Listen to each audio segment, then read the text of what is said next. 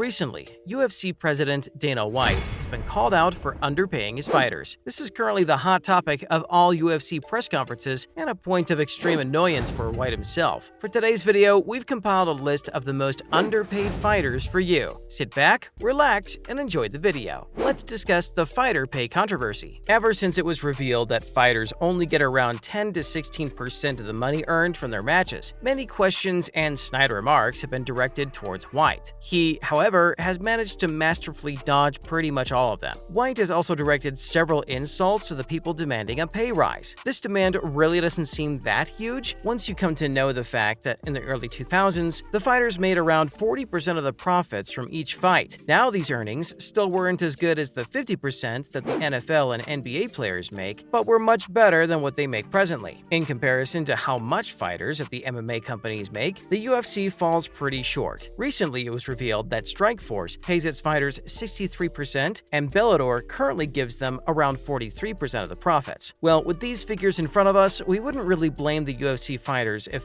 they're thinking of leaving. Some shocking reports have also revealed that UFC fighters aren't really given much health assistance after a fight. Their travel charges also aren't covered by the company. Yikes! And you wouldn't believe what Dana White said when he was asked about the controversy. He went on and on about how people don't know how to run a business. With his extreme exploitive mindset, White is definitely on top of our list for the most horrible bosses. Why don't they leave or ask for better salaries? Well, this is because of the pretty restrictive contracts that these fighters have. Celebrities such as Jake Paul, yes, that's right, have managed to gather a lot of public pressure, which brought this issue into the limelight. The fighters are hoping to get their contracts rewritten to increase benefits. What we understand about this entire dilemma is that the glamour of UFC fighters doesn't really go very deep. Behind it, there are stories of several people struggling to make a living and further improve their careers. Let's check out the list of the most underpaid UFC fighters. First up, we have Sarah Alpar. Although Sarah Alpar isn't fighting anymore, she did a lot to bring the issue to light. This is why she's on top of our list. Alpar made her UFC debut a year ago with the fighting persona Too Sweet. The rising star had an accuracy rate of 44% and was able to knock out several difficult opponents easily, but it wasn't her fighting abilities that pushed her into the limelight. The UFC flyweight set up a GoFundMe page and hoped to use that money to buy food, afford traveling for matches, and take care of gym fees. All of these seem like the basics that UFC should be covering, don't you think? Alpar reaching out to the public and asking for financial help resulted in other UFC fighters speaking out about this problem as well. Jake Paul, in an act of amazing kindness, donated $5,000 to her page. Next is Conor McGregor, the highest or lowest paid fighter. The Irish fighter has been known as the highest paid UFC fighter in history, but some disagree. The criticism arises from our favorite UFC high-paid advocate, Jake Paul. McGregor is widely known for his excellent fights and for breaking major records. He's earned tens of millions from his fights, but Jake Paul thinks he should have earned more. In 2021, McGregor was also named by Forbes as one of the highest-paid athletes in the world, but it should be noted that most of his sales came from Proper 12, which is a whiskey company that he owns. His other streams of income include sporting apparels that help him maintain a pretty comfortable salary. But if we look at his UFC earnings, McGregor has earned around $20 million since 2013. Now, if we compare this to what Lionel Messi, a globally acclaimed soccer player, earns in his salary, then it's quite shocking. Messi has a salary of $41 million.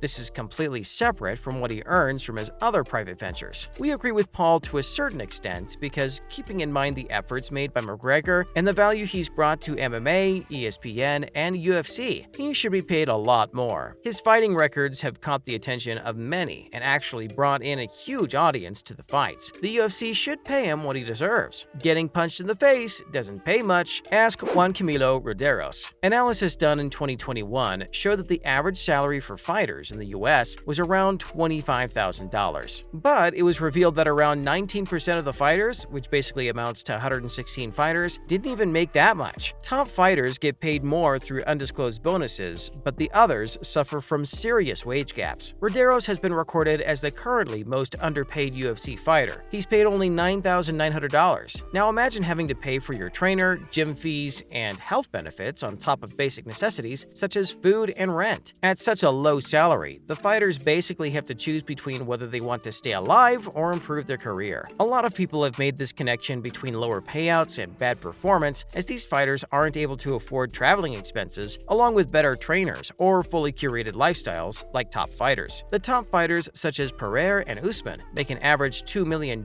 from their fights. Compared to this, whatever Martinez and Roderos earn is peanuts. Now, you might argue that they have more fights and have better performances, but look at it this way. That's how they're able to afford better trainers. So, lower-ranking fighters can afford to completely change their lifestyle and focus on better performance. Another example of this extremely unfair payout method is from UFC 157. Here, Dan Henderson ended up making $250,000, but Yuri Villafort only made around $6,700. The latter was actually set to make only $6,000, but his opponent missed weight and a small share of his purse was given to Villafort. These top fighters are also given bonus money and receive higher shares, which just shows that UFC is riddled with bias. Lastly, we have Jared Cannonier saying he's broke. The UFC middleweight Jared Cannonier is ranked second in the middleweight division ranking. Cannonier recently signed a 6-fight contract with UFC. His career has been almost a decade long, and during this time, he's gained the reputation of a pretty skilled fighter. Cannonier dabbles in professional mixed martial arts and has played around 20 matches. Out of these highly eventful matches, he's won 15 of them, but in his decade-long career as a fighter, he's only been able to earn about $1.36 million.